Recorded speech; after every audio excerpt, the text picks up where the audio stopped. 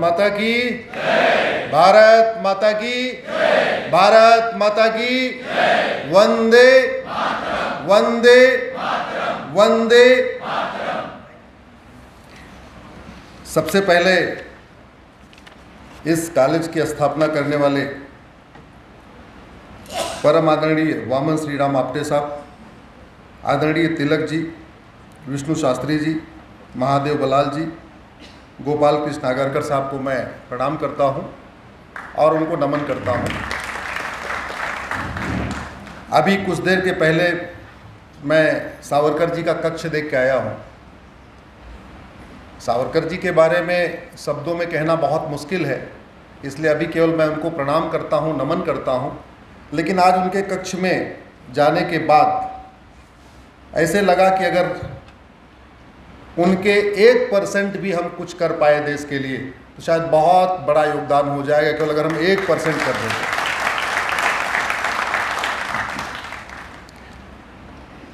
महाराष्ट्र की धरती वीरों की धरती है, बुद्धिजीवियों की धरती है। आदरणीय आनंद गोपाल जोशी जी, नाना साहब पेशवा जी, ताराबाई जी, रामाबाई जी, संभाजी महाराज, वीर सावरकर जी, फुले जी, संत नामदेव जी, आचार्य विनोबा भावे जी, गोपाल कृष्ण गोखले जी, संत तुकाराम जी, सावित्रीबाई फुले जी, भास्कराचार्य जी, रानी लक्ष्मीबाई जी, छत्रपति शिवाजी महाराज, डॉक्टर अंबेडकर। अगर आप ऐसे देखते जाएं तो हर फील्ड में, चाहे वो सेना हो, चाहे वो विज्ञान हो, चाहे वो विधि हो, हर फील्ड में जिस तरीके से महाराष्ट्र ने योगदान दिया, भारत माता की सेवा किया है, वो अनुकरणीय है। और आज उस पवित्र भूमि पे आप सब लोग बड़ी संख्या में हमें सुनने आए हैं, हमसे संवाद करने आए हैं। मैं आप सबको बहुत बहुत धन्यवाद देता हूं, आभार व्यक्त करता हूं। सामान्यतया सिटिंग कैपेसिटी आज की डेट में 2 घंटे की है, इसीलिए पहले 5 डे मैच होता था, फिर 1 डे शुरू हुआ, फिर 2020 शुरू हुआ, क्या पता अभी 10-10 भी आ जाए। तो मेरे हिसाब से 2 घंटे आपका तो पूरा हो चुका है। अब तो जो कुछ है वो बोनस है। हाँ, क्योंकि आजकल फिल्में भी 2 घंटे की बनने लग गई हैं, उसमें भी एक ब्रेक भी होता है 1 घंटे के बाद, लोग नहीं बैठ पाते, ये एक प्रैक्टिकल प्रॉब्लम है। तो आप सब लोग थोड़ी देर हमें और सुन लें। वैसे तो 2 घंटे पूरा हो चुका है, जिस तरीके से कार्यक्रम की योजना हुई है वो 2 घंटे के बाद ही मैं आया हूँ, लेकिन फिर भी थोड़ी चर्चा करेंगे। अगले 1 घंटे या आधे घंटे वो आपके ऊपर डिपेंड करेगा।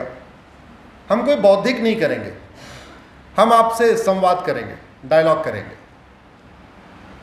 अभी कुछ देर हम आपसे सवाल पूछेंगे, बाद में आप हमसे सवाल पूछना। आग्रह यह है कि जब भी हम कुछ पूछें तो आप जोर से उत्तर दीजिए, जिससे आपकी आवाज़ यहाँ तक पहुँच जाए। सामान्यतया मेरी बातचीत 2 से 3 करोड़ लोगों तक जाती है, तो मैं आप लोगों से आग्रह इसलिए कर रहा हूं कि मैं चाहता हूं कि केवल मेरी आवाज़ न जाए 2-3 करोड़ लोगों तक, आपकी भी आवाज़ जाए, सबको पता चले कि पुणे के फर्गुसन कॉलेज में कार्यक्रम हुआ और सामने लोग बैठे हुए थे, तो किस तरीके से लोगों ने रिस्पॉन्स किया, आप हमसे सहमत हैं कि असहमत हैं, वो उसी से डिपेंड करेगा।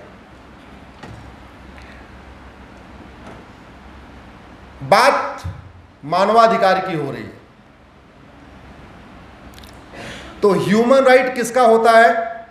ह्यूमन का, मानव का होता है ना, दानव का तो नहीं होता।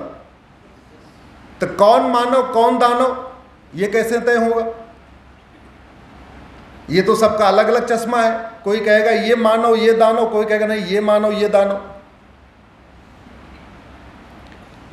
ऐसे ही जिस विषय पे आज आपने हमें बुलाया है, यूनिफॉर्म सिविल कोड, आर्टिकल 44 में लिखा हुआ है uniform civil code for the citizens. नागरिकों के लिए। तो सवाल यह है कि क्या भारत में जितने लोग रहते हैं सब भारत के नागरिक हैं क्या? इसलिए संविधान में दो शब्दों का उपयोग हुआ है, एक पर्सन, एक सिटीजन। यहां बहुत बड़ी संख्या मुझे लगता है लॉ के छात्र भी बैठे हुए हैं, एडवोकेट्स भी बैठे हुए हैं, तो इसको समझें। कॉन्स्टिट्यूशन में दो शब्दों का उपयोग हुआ है, पर्सन और सिटीजन्स। जैसे आर्टिकल 44 में किसी का नहीं हुआ, लेकिन आर्टिकल 15 में यूज हुआ सिटीजन्स, यानी जो नागरिक हैं उनको इक्वल अपॉर्चुनिटी मिलेगी, उनके साथ भेदभाव नहीं होगा। तो आर्टिकल 44 में सिटीजन उपयोग हुआ है, ना कि पर्सन। डिफरेंस यह है, all the citizens are person but all the persons are not citizen. यह डिफरेंस है। भारत के सभी नागरिक पर्सन हैं, लेकिन भारत के रहने वाले सभी पर्सन नागरिक नहीं है। तो नागरिक कौन होगा? वो कॉन्स्टिट्यूशन का आर्टिकल 11 कहता है कि ये पार्लियामेंट डिसाइड करेगा कि नागरिक कौन होगा। जैसे वोटर कौन होगा, वोटिंग राइट किसको होगा, ये पार्लियामेंट तय करेगा कि 18 साल की उम्र होनी चाहिए, सजा याफ्ता नहीं होना चाहिए, ये टर्म्स कंडीशन। ऐसे ही आर्टिकल 11 कहता है कि सिटीजन कौन होगा, ये कौन तय करेगा? पार्लियामेंट। और पार्लियामेंट ने ये किया भी। ये मेरे हाथ में आपको दिख रहा होगा सिटीजनशिप एक्ट 1955। तो पार्लियामेंट कॉन्स्टिट्यूशन की आर्टिकल 11 वाली जो पावर है, इनेबलिंग पावर, उसको यूज करते हुए पार्लियामेंट ने एक सिटीजनशिप एक्ट बना दिया। लेकिन आज तक किसी की सिटीजनशिप गई क्या? हाजी मस्तान की फैमिली की गई क्या सिटीजनशिप? जरा जोर से बोलिए। दाऊद इब्राहिम की फैमिली की गई? अबू सलेम की गई? याकूब मेनन की गई? तो फिर इस कानून का फायदा क्या हुआ? इसका मतलब दवा काम नहीं कर रहा है तो दवा घटिया है। इसका मतलब दवा घटिया है। क्या फायदा हुआ इस कानून को बना के, जब सिटीजनशिप किसी की जा ही नहीं रही है? वो भारत को माने या ना माने, भारत को गाली दे, भारत तेरे टुकड़े टुकड़े करे, वो इक्वेलिटी को माने ही ना, जो कॉन्स्टिट्यूशन में लिखा है equality, justice, liberty, fraternity, unity, integrity, ये जो 6 शब्द यूज हुए हैं, और खासतौर पर प्रियम्बल में लिखा है लिबर्टी ऑफ थॉट, यानी लोगों को सोचने की, बोलने, सोचने की आजादी है। तो अगर कोई ऐसा भी है जो दूसरों को सोचने की आजादी नहीं देता, आर्टिकल 51A फंडामेंटल ड्यूटी कहता है कि सबको तर्क करने का अधिकार है, सबको तर्क करना चाहिए। अगर कोई ऐसा है कि बोले नहीं तर्क नहीं करना, कोई ऐसा हो जो इक्वेलिटी को मानता ही नहीं, वसुधैव कुटुंबकम को मानता ही नहीं, नारी तू नारायणी को मानता ही नहीं, सर्वधर्म संभाव को मानता ही नहीं, तो क्या उसको नागरिकता मिलनी चाहिए या उसको भारत का नागरिक मानना चाहिए क्या? यही गड़बड़ी हुई है।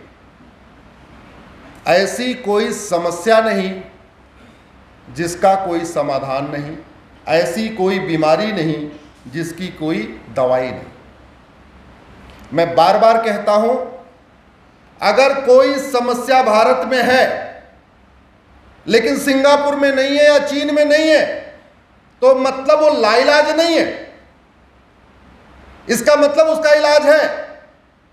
दिक्कत केवल ये हो रही है, हम देख नहीं रहे कि सिंगापुर में कौन सी दवाई दी जा रही है, सिंगापुर में कौन सा इंजेक्शन दिया जा रहा है, सिंगापुर में कौन सी वैक्सीन दी जा रही है। और देश में शांति रहे, देश में भारत की संस्कृति का प्रचार प्रसार हो, भारत की वसुधैव कुटुंबकम संस्कृति बढ़े, आगे बढ़े, ये काम करना किसी संगठन का नहीं है, ठीक है, संगठन बने हुए हैं, सामाजिक संगठन बने, अच्छी बात है, लेकिन अल्टीमेटली भारतीय परंपरा, भारतीय संस्कृति, भारतीय ज्ञान विज्ञान, भारतीय जीवन शैली, भारतीय लाइफ स्टाइल, भारतीय जिजीविषा, सबको आगे बढ़ाने की जिम्मेदारी उनकी है जिन्होंने इस संविधान की शपथ लिया। सबसे पहले उनकी जिम्मेदारी है, जिन्होंने शेड्यूल 3 में दी हुई शपथ को लिया है। और उस शपथ को लेने वाले कौन है? 5 कैटेगरी के लोग हैं, सांसद, विधायक, मंत्री, हाई कोर्ट के जज, सुप्रीम कोर्ट के जज। सबसे बड़ी जिम्मेदारी उन्हीं की है कि वो सांसद और विधायक ऐसे नियम कानून बनाए कि भारत की परंपरा आगे बढ़े, भारत की संस्कृति आगे बढ़े, यानी धर्म की जय हो। ऐसा कानून बनाए जिससे बोले धर्म की, ऐसा कानून बनाए जिससे अधर्म का, ऐसा कानून बनाए जैसे प्राणियों में, और ऐसा कानून बनाए जिससे विश्व का। ये किसकी ड्यूटी है? जिन्होंने शपथ लिया। ये आरएसएस, विश्व हिंदू परिषद, बजरंग दल, या ये अपना इंडियन ह्यूमन राइट काउंसिल, या फला फला फला फला, ये उसकी ड्यूटी नहीं है। दुनिया के सबसे ज्यादा सांसद भारत में हैं। इतने सांसद चीन में, सिंगापुर में, अमेरिका में, जापान में नहीं है, कोरिया में नहीं है। और सबसे ज्यादा प्रॉब्लम भी भारत में। दुनिया के सबसे ज्यादा एनजीओ भारत में है और सबसे ज्यादा प्रॉब्लम भी भारत में। हम समझ ही नहीं रहे। खराबी पेट में है, हम डिस्प्रिन खा रहे हैं, लोग ने सरदर्द। अरे भैया, सरदर्द भी पेट खराब होने के कारण हो रहा है। कई बार आपकी बीमारी इधर होती है लेकिन जड़ कहीं और होती है। आपकी उंगलियां काम नहीं करती लेकिन दिक्कत इधर कंधे में कोई नस दबी होती है। आपका हेडेक होता है लेकिन पेट गड़बड़ होता है। हमने सारे काम किए पिछले 75 वर्ष में। राजनीति का प्रचार प्रसार किया, पार्टियां आगे बढ़ी, बहुत सारे संगठन बने, लाखों की संख्या में बन चुके हैं, हजारों की संख्या में एनजीओ बन गए, स्वयंसेवी संगठन बन गए, सब बन गए, सब बन गए, सब बन गए। लेकिन एक्चुअल में जो सबसे पहले काम करना था वो नहीं किया। वो करना था कि जैसे ही हम आजाद हुए हमें अंग्रेजी कानूनों को खत्म कर देना चाहिए।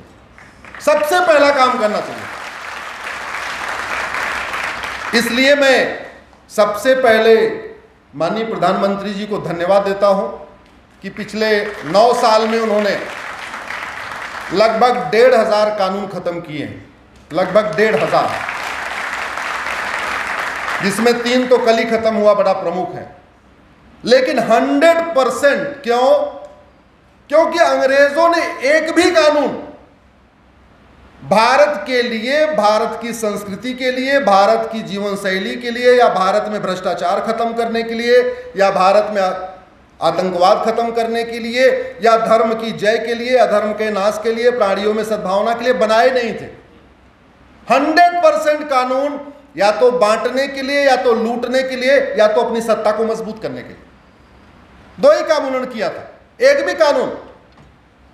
और इस पे मैं आज फर्गूसन कॉलेज पुणे से देश के उन बुद्धिजीवियों को चुनौती देता हूं, आप पब्लिक डायलॉग करिए और मुझे बताइए कि अंग्रेजों ने कौन सा कानून भारत की संस्कृति या भ्रष्टाचार या अपराध, भ्रष्टाचार अपराध खत्म करने के लिए या भारत की संस्कृति मजबूत करने के लिए, एक भी नहीं बनाया।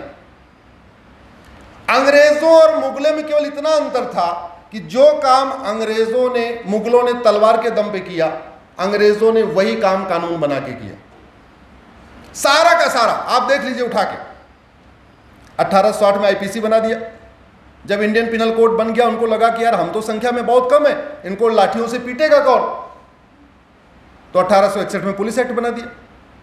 फिर उनकी नजर पड़ी पूरे भारत में, कि नॉर्थ इंडिया के मठ मंदिर तो लूटे जा चुके हैं, तोड़े जा चुके हैं। अयोध्या लूट गया है, मथुरा लूट गया है, सोमनाथ लूट गया है। दक्षिण भारत के मठ मंदिर बचे हुए, तो 1863 में तीसरा कानून बना दिया, मठ मंदिर को कंट्रोल कर लिया। अब उनको लगा इसमें कुछ लोग बहुत सारे स्वतंत्रता की बात कर रहे हैं, इनको सजा कैसे होगी। बोले काम करो, जज बनाओ और 1872 में एविडेंस एक्ट बनाओ और इनको सजा देना शुरू करो। अगर अंग्रेजी कानून अच्छे थे तो मुझे कोई एक नाम बताइए किसी अंग्रेज को सजा हुई है।